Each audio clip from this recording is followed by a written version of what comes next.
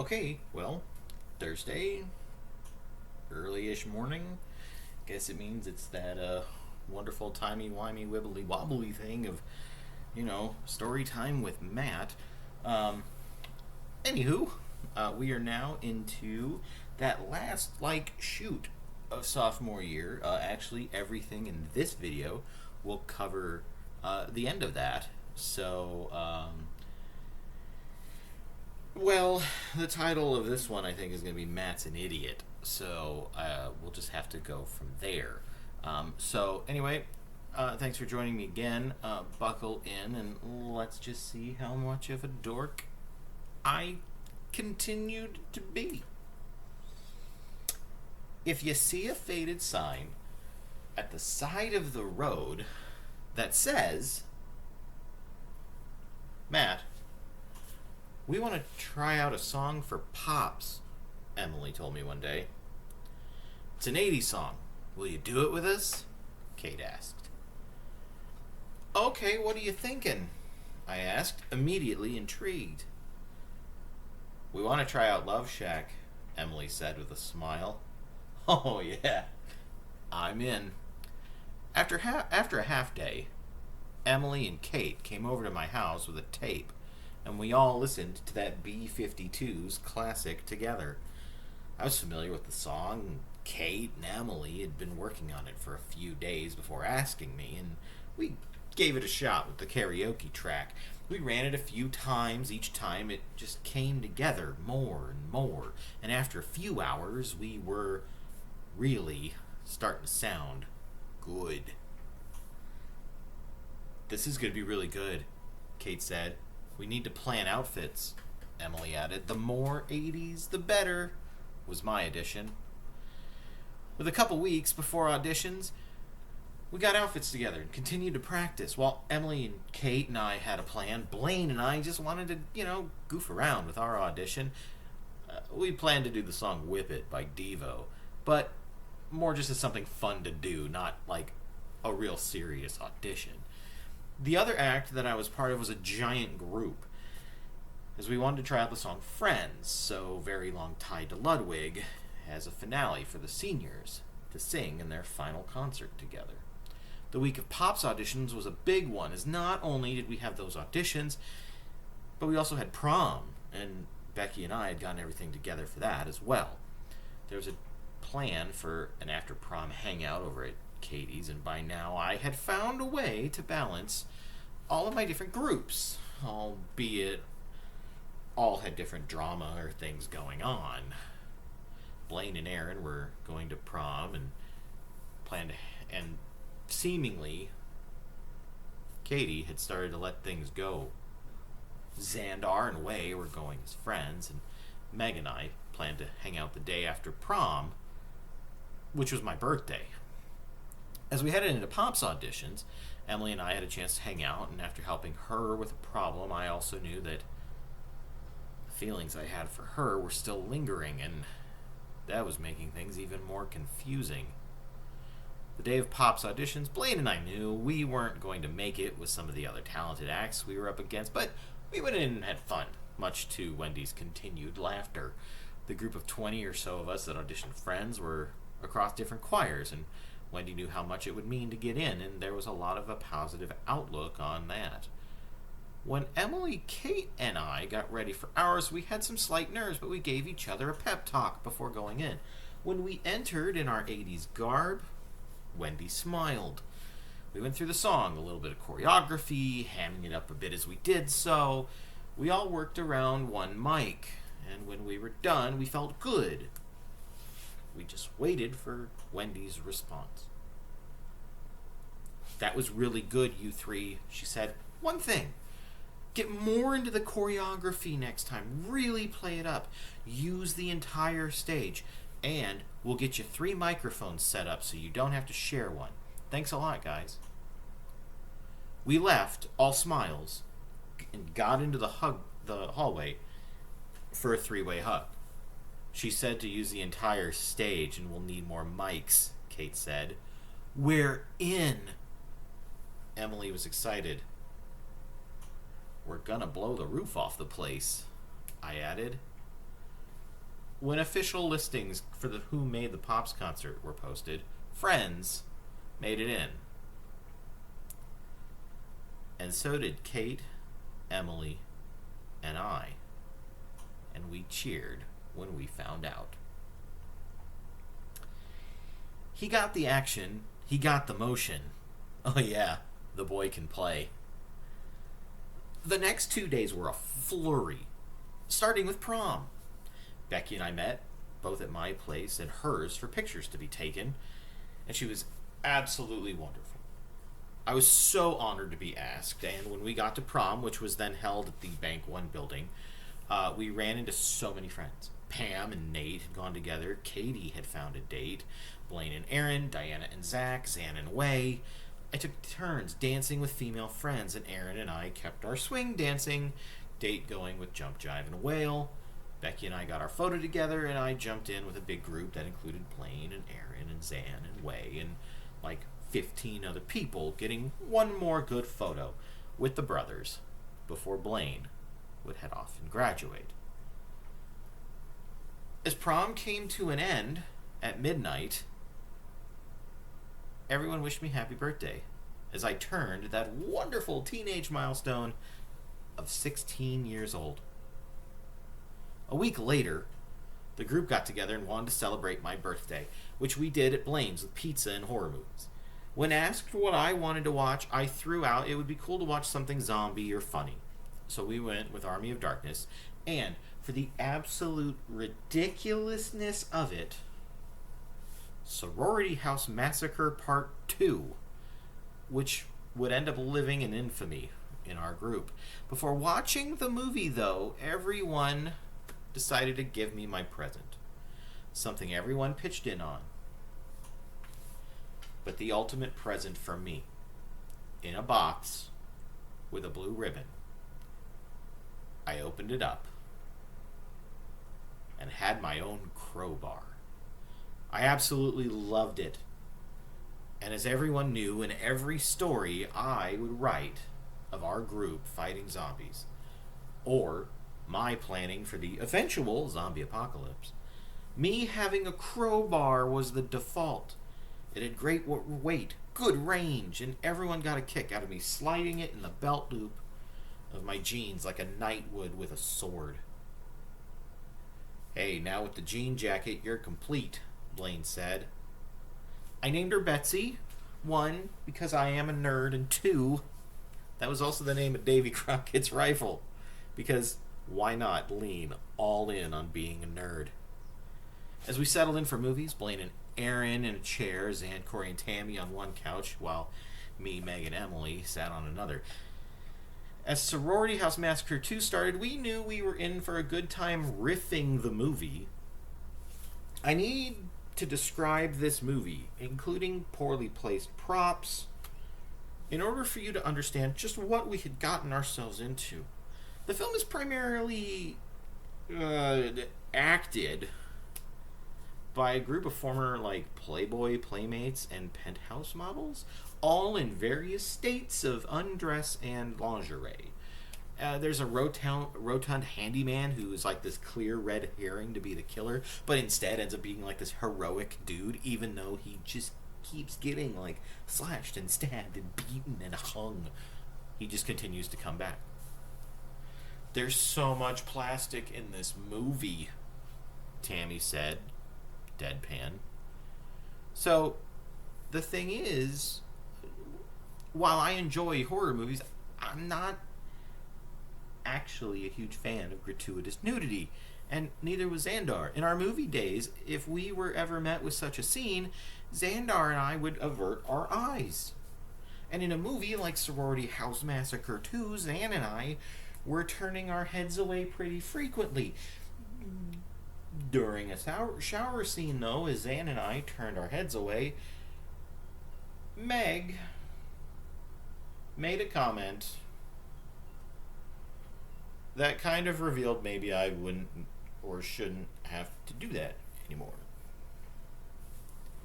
And after following a quick moment of silence, everybody burst out laughing. Because the very next scene, as a woman gets slashed, Corey brought our attention to the fact that, guys, there's a ketchup bottle. We turned to the TV, rewound the tape, because we were still in the VHS days when you could do that, and sure enough, in the bottom corner of the screen, you see, as she's pulled back and her throat slashed, a ketchup bottle show up and just spray blood on the wall behind her. "Oh my God, this is great," Blaine said. "We must have rewound it another 3 or 4 times, just finding it more and more fantastic." We continued riffing the movie all the way through, the plot becoming secondary as we just sat and threw jokes where we could, turning it into our own episode of Mystery Science Theater 3000. We would play off each other's comments. We would get just lost in laughing. And then as the movie all came to an end, we took off, with Meg and I hanging out early into the morning, and me getting a little bit of a talking to when I got home about breaking curfew.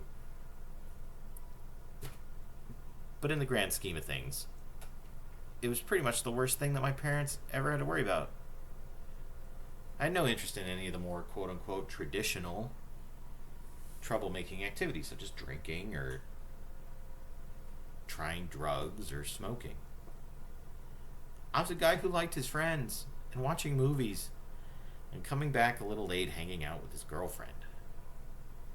I rarely argued about the punishment because my parents, to be fair, they were always fair and pretty understanding. You came home late one night, you owed them a night in. As May rolled in and we got ready for Pops and the end of the year, I continued my calls with Adrian, continued to practice Love Shack with Emily and Kate, and do picnic, movies, and date nights with Meg. I would break these up with more miniature painting or writing, spending some time with Sarah, who was getting ready to graduate junior high and come to Mountain Point. And at times hang out with her and her best friend Ashley, who would be another welcome addition to my friend group in the coming months. I would also put an application in for my first job, working at a Fry's grocery store. Pop's concert rehearsal started in earnest after school the week of May 8th. As the concert was at the end of the week, and Emily, Kate, and I continued to chip away at our music, continually working on it. But not everything was going smoothly. By Tuesday of the week, I could feel things, just physically, mentally, and emotionally beginning to turn. Going into the last week of choir, performing with some of my favorite people in the world, I was sick. I was not in great condition, but rehearsals were mandatory, and as part of the tech crew, I was there all the time. But I was also troubled by one other thing. I couldn't shake the fact that as much as I cared for Meg and loved being with her, I couldn't get Emily off my mind at times. I didn't want to be unfair to Meg, so I felt something creeping into my brain about what to do. Being honest and upfront was the way to go. This year had taught me that. Doesn't mean it was going to be an easy conversation, or one I wouldn't question later. All of the people around us, they say, can they be that close? Just let me state for the record, we're given love in a family dose. As Pop's day arrived, I had a fever of 102.7, and non-musical turmoil had reared its head with Kate, Emily, and I. I can't, for the life of me, remember now what it was about. Could have been me just being sick and short with them, could have been Kate having guy stuff going on and me saying something out of turn, but as we went through the final rehearsal of the day before the concert, the three of us were not on the same page. We had even talked about not going through with the song, but they decided to take a break and go get something to eat while I ran home, grabbed my stuff for performing, and came back to work on tech crew stuff before the concert. My parents had asked me to at least not do tech crew, rest a little, but I was determined and, well, dumb. It was the last concert for Blaine, Diana, Pam, Katie, Jen K, Miriam, Nathan, Jen G, and Eric from Downbeat, and I was not going to let them down. Or Emily or Kate. I showed up to tech call time early, as usual, and got right on stage. I wiped down the mics as I set them up, with Downbeat going on the first of the night. I had tracked down the stools needed for the farewell song of I'll Be Seeing You in Downbeat for the Seniors, and was in the process of trying to get all of the chords to the main soundboard plugged in when Putman and David arrived. As they got settled, Wendy came in. I'm going to go up to the sound booth to see how everything looks, she said. Putman and David had put the soundboard into the orchestra pit, where we as tech would switch off during the concert to make sure the mics were set up and karaoke CDs and tapes were ready. Meanwhile, I had been taping down the mic cords with masking tape, keeping them sturdy so we didn't lose any mic cords going down into the pit through the show. As I got to the last one and taped it down, I could hear Wendy from the sound booth. "Do we have any brown tape?" she asked. "I can see the white tape from here." "I can grab a brown marker and color it for you if it's going to be that big of a deal," I said, a bit harsher than I probably intended. "What was that, Matt?" she asked. Nothing. Ignore him. Fever brain," Putman said. "I can check for other tape, but this might really be it," David called up. Blaine and Xandar were next to arrive, Blaine bringing food. I didn't eat much, but the soda was needed. Wendy called all the choirs and acts on stage to run through quick practices as they came for their respective call times, allowing for us in tech to get some last-minute prep together. Kate, Emily, and I practiced on stage, and then immediately just went our separate ways, still sort of staying out of each other's way. And Blaine and I continued to get things ready for our last performance together. As everything got ready to go, we were just a little time away from curtain up. I found a spot, did the time warp, even though everything hurt. It was then time to get ready for Downbeat, who was going to be doing, of all things, a disco medley. We were all dressed in outlandish 70s gear, and when it was time, we were all smiles. "You gonna make it, bro?" Blaine asked. "Yeah. Or die trying," was my reply. The thing about Pops, as was in years past, it's all about having fun. You know, kicking a little bit of the rigid musical theory aside, getting a chance to perform music you want to. Not saying music we performed was stuff that we never wanted to, except maybe the excessiveness of Java Jive. And we may have had songs we didn't connect with, but Pops, that was just for Pops for a reason. Pop music, rock, disco, country, etc. So, when we took the stage in disco garb, and we all went out there to do it, the laughter and cheers from the crowd was immediate. As we sang our way through some of the 70s and disco, our last number was also one quite fitting for our Downbeat. We sang "We Are Family" with Blaine and I side by side, and we smiled across the way at Diana and Laura, and Becky, and Tamara, Nathan and Eric, Brian and Mikey, Miriam, the Jens, Katie, Pam, David leaning into Blaine. Everyone was having a blast. We even did a fun take on the song at one point during the chorus, singing it in Japanese to the even louder laughter of the crowd. "Watashi tashi wa mina kosoku desu. Watashi wa mina no tomodachi." We might have fights. We might get mad. We could cheer each other on or proclaim, "Oh no, we suck again." And we might crush on each other or feel used. But in the end, that group who influenced me so much musically and in life, even to this day, when we were done, we walked off together, laughing, like a family. And maybe he sings off key, but that's all right by me. Yeah.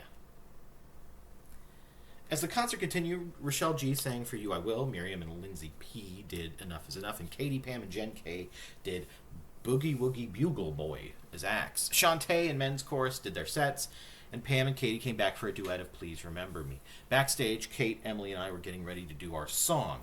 Both looked absolutely fantastic with the 80s hair, bright colored clothes, and makeup. Kate was going to be our Cindy Wilson, Emily is Kate Pearson, and I was in a pair of black pants, a leopard print vest, oh god, sunglasses, and a black fedora as Fred Schneider. We looked ready, but things still felt tense. Let's just go out there and have fun, Kate said. Yeah, we can at least do that, Emily added. As Kate and Emily walked out, and our 3 mics and mic stands were put out by Zan, Putman hit the tape for our karaoke track and walked out. As soon as we were out there, adrenaline kicked in. I grabbed the mic and the mic stand. If you see a faded sign at the side of the road that says 15 miles to the, I belted. Kate jumped in. Love Shack! I'm heading down the Atlanta highway. Emily was next. Looking for love, get away, the girls harmonized. The 3 of us exploded into 16-year-old versions of the B-52s. I found a way to mimic Schneider's voice while still sounding like me. And Kate and Emily's harmonies were perfect, a skill set they would continue in their years in choir. We would flirt with each other and dance and interact with the crowd. Emily and I for sure found synergy. And at one point during another part of the chorus, I took the hat off and threw it into the crowd, threw the sunglasses down into the pit at Putman. We were on fire. And when Kate hit that iconic tin roof, rusted so loud I thought it broke the sound system, the crowd popped. When we finished, there was a roar of portions of the crowd were standing. We all 3 hugged on stage, waving and taking a bow before running off to the side. We got some congratulations as we rushed to the choir room, where I would need to change for Downbeat's next part, but also to see the next few acts. We had blown the roof off the place. That was amazing, Kate said. You both were awesome, I replied. Whatever we were fighting about doesn't matter anymore, right? Emily said, smiling. Not a damn thing, I replied. We all hugged one more time. Thanks for asking me to be part of this. We weren't going to ask anyone else, Kate responded with a grin. I was already changing into my Downbeat shirt, unable to wipe the smile off of my face. One more hug from them both, and I was running backstage as they went to sit down to watch the next few acts. When I got there, it was just in time to see 2 of my favorite people.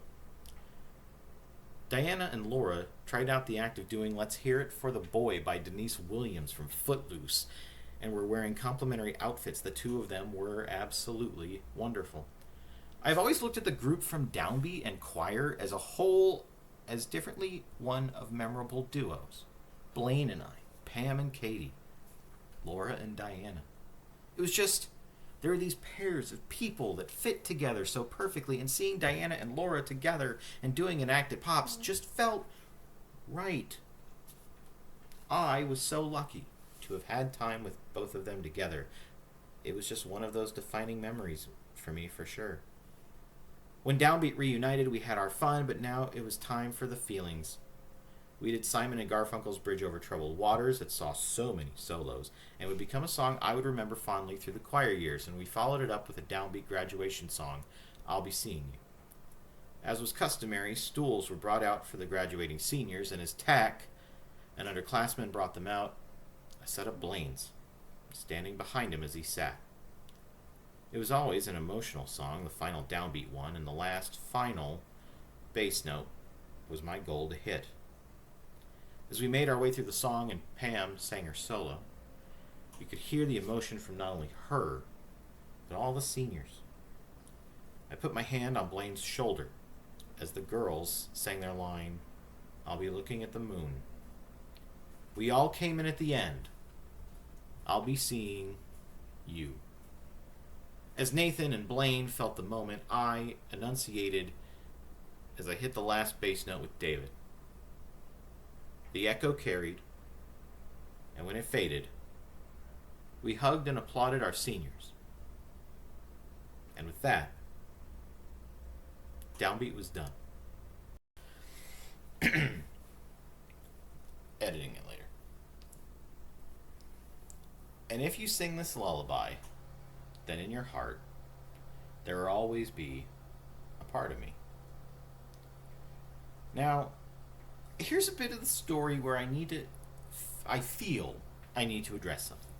Especially for anyone from choir that year who happens to read this or listen to it or, play it in the background. I had actually a little bit of conflict with this part because there were two songs that jumped out at me. Now, really, real quick, the fact that we did Joyful Joyful from Sister Act 2 as our, a cappella finale was great, and we really pulled it off. And Stephen Carter was just amazing vocalist in that solo. But when it comes to memorable songs, in terms of the end for this concert, I felt myself pulled a little bit more to Billy Joel's Lullaby that we as a cappella performed versus Friends, which was the conglomerate of students that came together. And that was done because it was the past tradition of Ludwig. And part of this was because I'd really only known Ludwig for about a year, right? So that bar of tradition had never, fully taken grasp. However, with this song from Billy Joel, and especially the line used for this chapter, this is how I saw the people in choir from this year. And really, the year as a whole, when I look at it. We were all spaced out on bleachers. The lights above the stage were off except for a few. It was spotlights. All 4 sections were interspersed. So we began as a mix of singing parts. And we all moved together into being a choir as the song continued. But the lyrics to this song, singing them and looking back now, for all the people I met in choir that year, or in band and orchestra because of being in choir, that continues to leave the impression. I promised I would never leave you, and you should always know, wherever you may go, no matter where you are, I never will be far away. We as a choir, as a group of friends, as a family, we knew our time was limited. Sure, when the year starts, you get it, but you don't really feel it until we got around to this point, I think. Pops is the fun concert, but it's also the last. The lyrics to this felt like a 2-part shot. The people leaving would never be far from us. Those of us that stayed. But I felt the reverse too. If anyone from the graduating class needed it, we'd never be far either. As the song would end, we would transition into Joyful Joyful, which was a faster paced song, more energetic. It just didn't pack the same punch that this did. And when we all came back, along with invited alumni from the crowd to do Friends, it felt really like the perfect ending to the concert and to the year in music. But more importantly, it felt like the perfect wrap-up to a year where the friendships that began or grew would carry on with me forever. With one piece of advice. that a lifetime's not too long to live as friends. He's a simple man with a heart of gold in a complicated land. A quick aside. As another life-changing event happened in May of 2000. I entered the workforce. Having made a tradition of going grocery shopping with my mom on Saturdays, I would bag our groceries and showed an affinity for it. It wasn't a flashy thing, but as I did, my mom asked if I would put in an application. Once I turned 16, I decided I would turn it into a weekend job. And it was during one Saturday morning that I found myself in the right place at the right time. It had been a week or so since my interview, and I had come to the store with my mom and was bagging away when the manager walked up to me, stepping into bagging station next to me to help. He looked over and he smiled. "Matt, right?" he asked. Yes, sir," I replied. "You interviewed last week, right?" "I did." "Are you still interested?" "Yes, sir, I am," I replied, just about done with my mom's order. "Could you start today? Like, now?" he asked. "We had some people call out, and we could really use a hand." I looked at my mom, who smiled and nodded, and I said, "Yeah, let me help her out." "Okay, since it's your first day, how about just like 4 hours?" he said. I nodded. "I'll be here at noon to get you," my mom said. My first customer to officially help was my mom. And when I came back, I jumped right into it. I would work weekends in summer through vacation and even would have the chance to work with Xandar, as he would come to work at Fry's shortly after I did.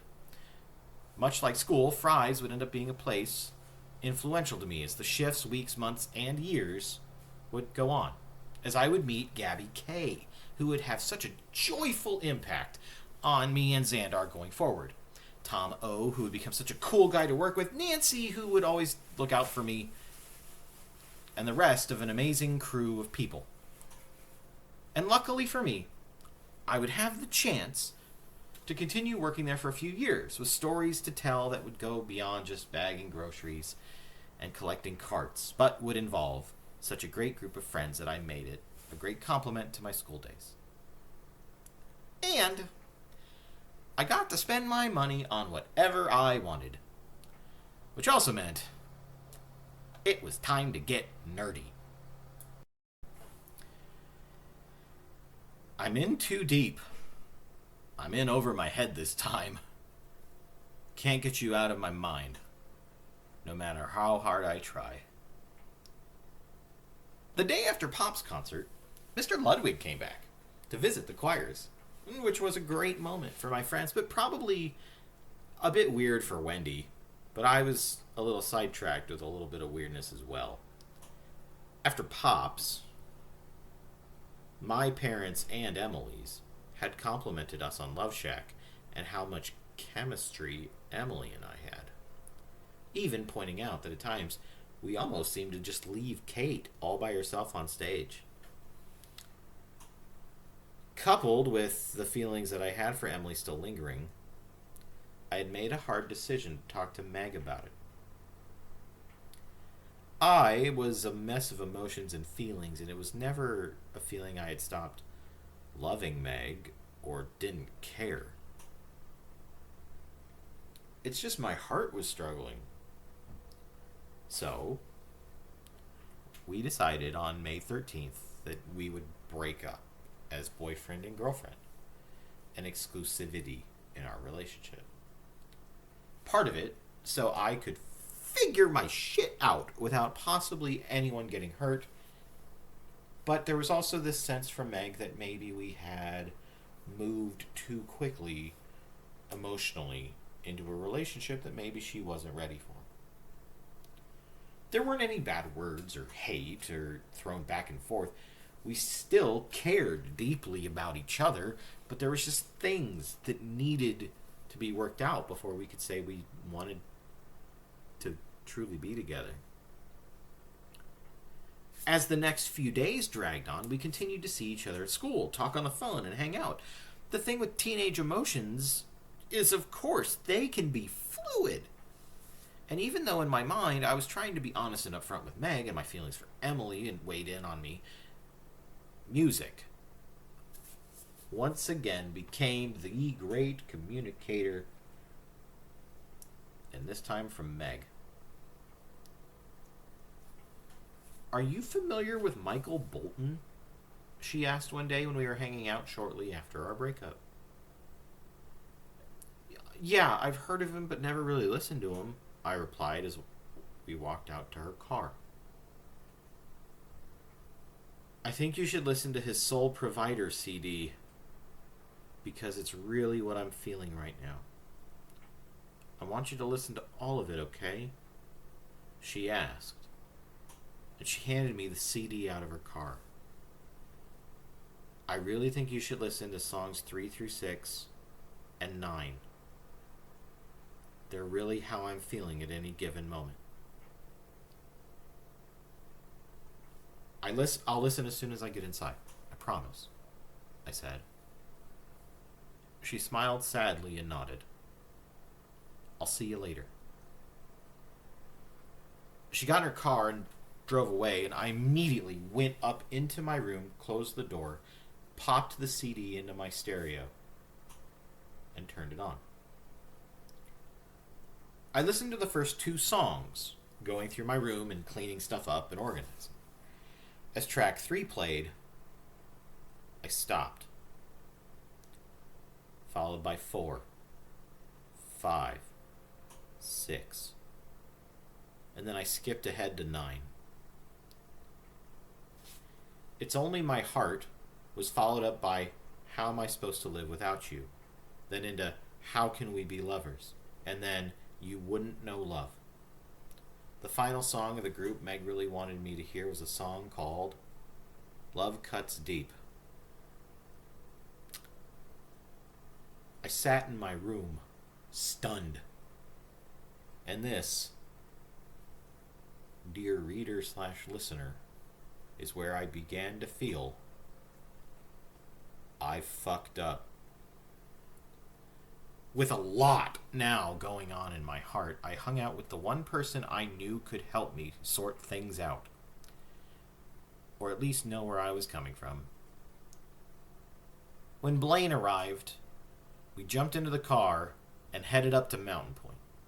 There was an end-of-the-year yearbook party where you could pick up your copy of the yearbook.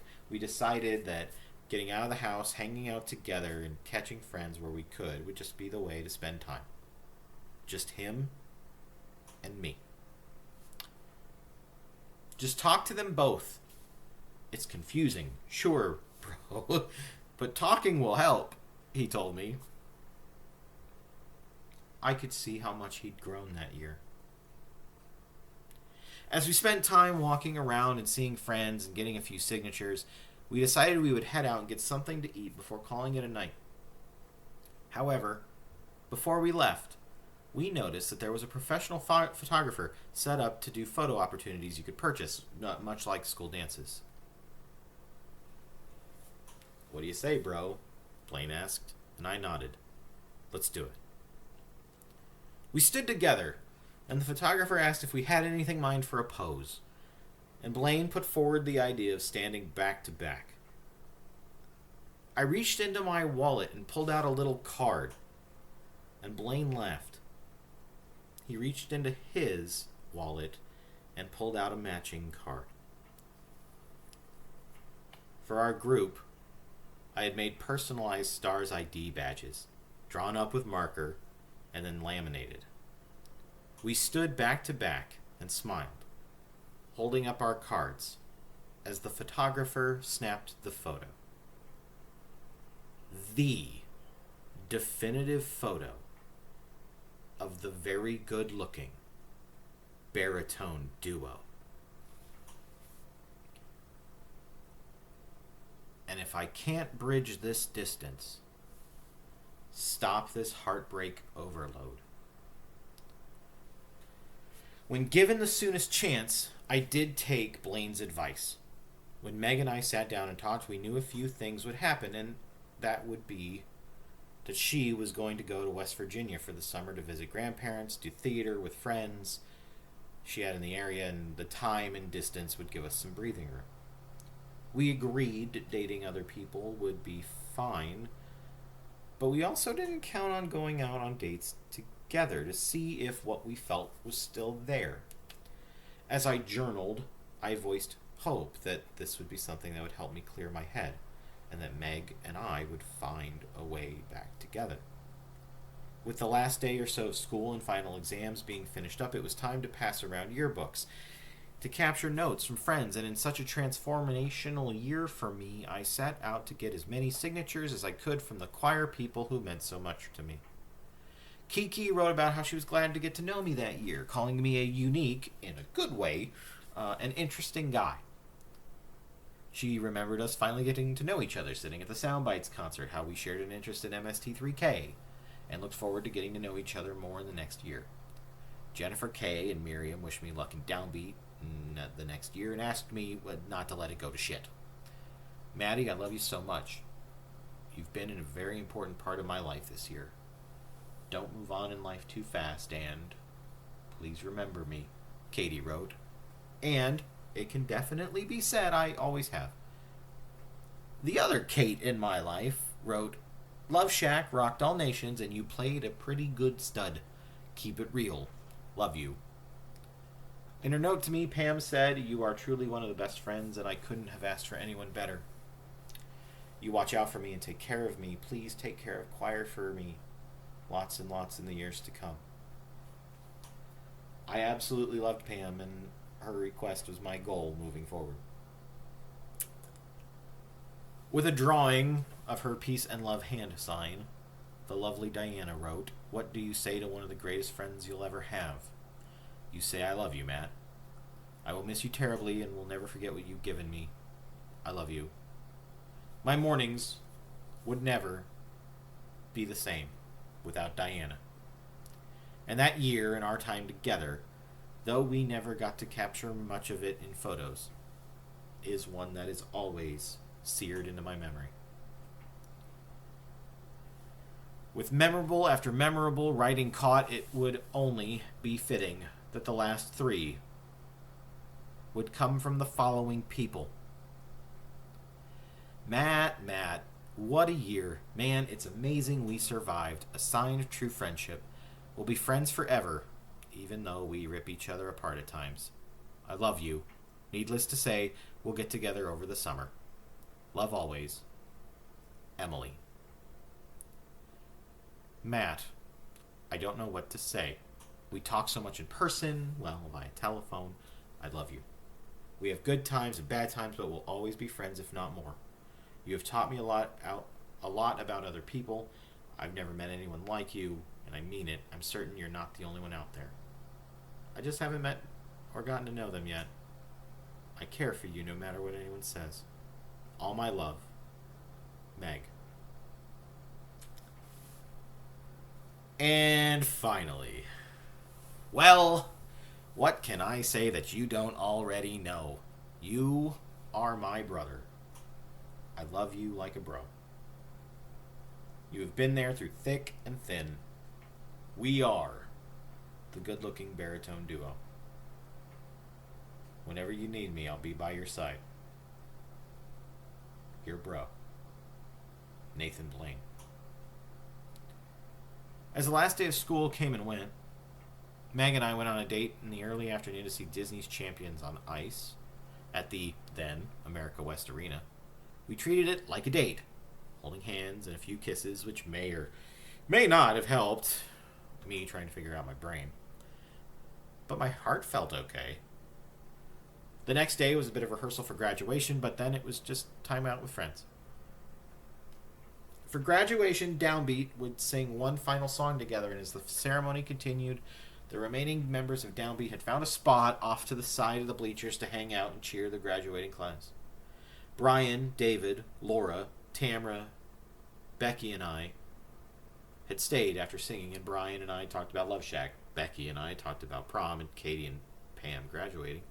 And Laura and I traded jokes. We would all be in Downbeat the next year together, the returning 6. And there was little doubt, since the people coming in were absolutely fantastic. Kate and Emily would be joining. So would Rochelle and Tatiana P. and Liz L. from Shantae. Robert M. and Scott G. would be joining us from men's chorus, while Brandon A., who we poached from drama after such a performance in Grease, would come on as well. We were excited to see where the first practices and get-togethers of the upcoming year would look like. As the school year came to an end, Emily and I would hang out together, as would Meg and I. Pam and I went to a small festival at Tempe Town Lake, and the brother corps of Blaine, Zan, Putman, and I planned days full of horror movies and video games. Summer was just looking like a lot of people going on trips and working and just relaxing, which was more than welcome by me after such an exciting year. As exciting as it was, there was also the looming specter, knowing Meg was getting ready to leave for most of the summer, and the only way to talk was through a letter or a phone call or an email. I had truly begun to realize that my feelings for her were just not going away. They were getting stronger. And this, dear reader/listener, is where I knew I had fucked up. Can't seem to get my mind off of you. Back here at home, there's nothing to do. As Meg was gearing up to leave in June, we continued to talk about the summer and what it would bring. And we brought phone cards to call each other, promised to email or write letters. And thanks to the wonderful world of AOL Instant Messenger, screen name, Ario Speed Zombie, conversations with everyone would be easier. So we agreed to try and talk when we could. This would actually be a bridge, not only for us, but most of our group, including conversations with Adrian, who also continued to occupy part of my heart and brain. A few days before Meg left, a group of us had gotten together at Blaine's and watched some movies, had some lunch, and gotten one more day as our little family before people started going their separate ways. Meg would leave for West Virginia for a few months. Emily had a few trips planned, and before the summer was over, Blaine and Aaron would break up. So that last day was the last time we were all truly together in that configuration, a group that had gone through Adrian and Jeremy leaving, through birthdays and fights, and a trip to Orlando that had seemingly brought so many memories. As the movie ended, Meg drove me home, and as I got out, she turned to me. "Can I call you later?" she asked. "I would love that," I said. When she did talk, we talked late into the night. And the next day, she came over and hung out with me and my mom for a little while, and then asked if I had plans the next day, a Monday, before she left. I said that would be great, but then on a phone call with her, I just wasn't able to contain my emotion anymore. I realized how much I cared for her, loved her, and told her so. I told her I could try to understand her hesitancy to want to get back together, but I did feel a certain way.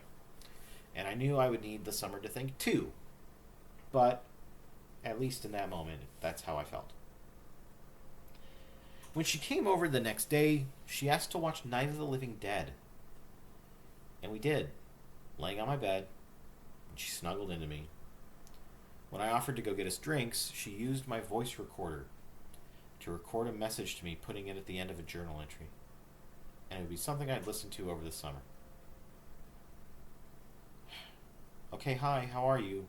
I've been thinking about this one a lot. Try to find the words for it. I don't know. It's all confusing, but it'll be okay in the end. I miss you, and no matter what happens last night, when you talked to me, you were so upset, and I finally realized how much you really do care. It means everything. I'm going to miss you so much, but I'll give you a call when I get back into town and we'll talk. I know this will be past tense, but do you remember the day before I left, hanging out and watched the end of Night of the Living Dead and laid on your bed? You had your arm around me, and we hung out and talked and kissed, and I loved that. I love you, and I'll see you when I get back." That was the end of her message. By the time the summer was close to coming to an end, matters of a heart had taken an interesting turn. Any idea of approaching dating between me and Emily had ended. Her and I had gone into the summer being maybe, I guess, a little more than friends. We went on a couple of outings together, but we decided we would take a break from that and focus on just being friends. She wrote me a letter. We followed it up hanging out one day. She didn't want the possibility of leading me on if there weren't any romantic feelings, and she was worried she might be doing that. We agreed we would just move forward, close as friends, watching each other's back. And if something ever changed, then we would talk about it. Meg and I continued talking all over the summer, and sometimes with all the angst and the teenage emotional fluidity, it would result in an argument. We both struggled to understand our feelings, but we still both held strongly that we really, truly did care a lot about the other. However, she felt like things had rushed quick and gotten intense between us more faster than expected, so she was not wanting to rush getting back together if we were going to get back together at all. My future felt uncertain in regards to my heart and how things would move forward with Meg and Emily, or how college would affect my friendships with Blaine and Diana and Katie and Pam. My sophomore year would be, truly, one of the most influential in all of my life, with the people I would meet or get to know better. The adventures we got to go on, and all the new experiences I had are core memories of mine that always stand out thanks to my memory, or saved notes, or my journals and pictures. The summer would continue to be memorable as it was filled with emails and letters, phone calls, work, writing, and mystery. I was just about to learn that sometimes uncertainty isn't always negative. In just a glance, down here on Magic Street, love's a fool's dance. I haven't got much sense, but I still got my feet. Girls in Their Summer Clothes by Bruce Springsteen. And with that, this, what should be, I'm looking at it, probably the longest recorded video of my book so far, wraps up sophomore year. The, most influential year that my young life would ever have, for probably top 3 in my life. It's, I guess, spoiler alert, but if you're watching this and have ever seen my Facebook, then you would know, or Instagram, other than, meeting and, marrying my wife and having my kids, those are such influential parts of your life, right? This one, is part of that in terms of, most influential, because all of these people that I meet this year and get to know and all of this, build these relationships with are just still around in one way or another, Anyway, my teenage dorkness going into my junior year does not stop. But your teaser is this. If sophomore year was the most influential, junior year, that might have been the most fun. I'll see you next video. Until then, be good to yourself. Listen to some music. And hey, keep on rolling.